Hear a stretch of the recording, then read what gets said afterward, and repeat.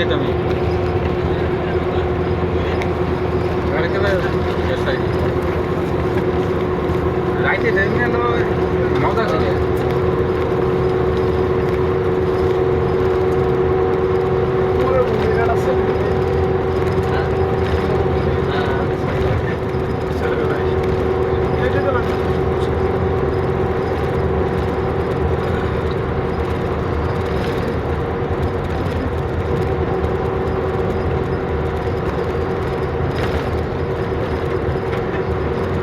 Bilal Mishne.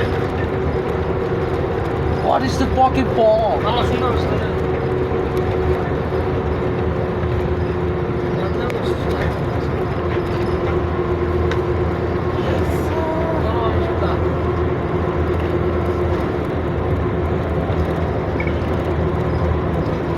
Şuraya bana. Tamam.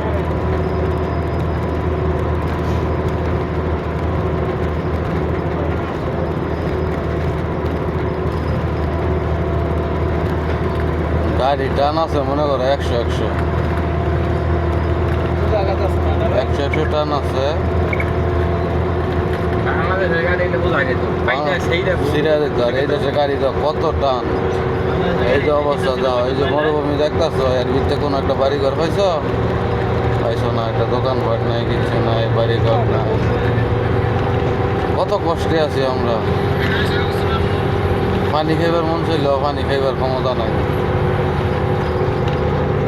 এই কষ্ট করে, এই কামাই করে, এই টিয়া পয়সা দেশতে, এইসব টিয়া পয়সা দিয়া ছোট ভাইয়েতে খোলা বানতে কক্সবাজার গিয়া নাচু ড্যান্স নালে আঙ্গর কামাই কষ্টের টিয়া দিয়ে।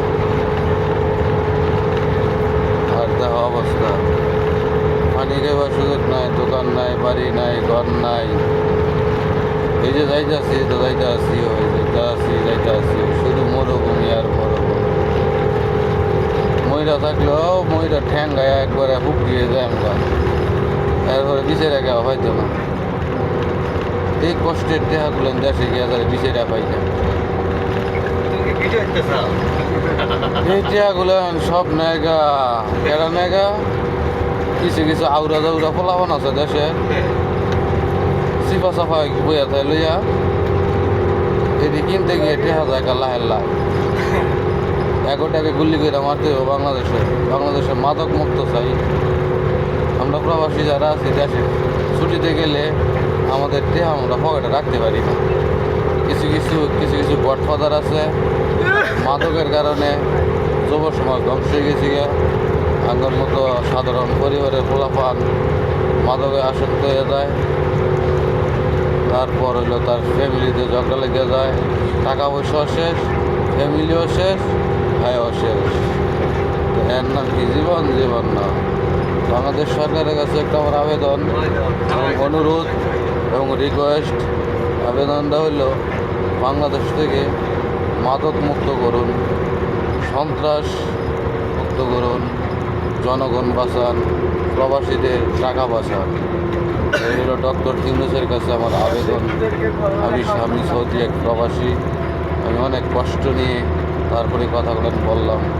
আপনারা একটু মনোযোগ সহকারে শেয়ার করেন, লাইক করেন, দেশবাসী সবাইকে জানার সুযোগ করে দিন। সকলে বলি আমিন, সুবহানাল্লাহ।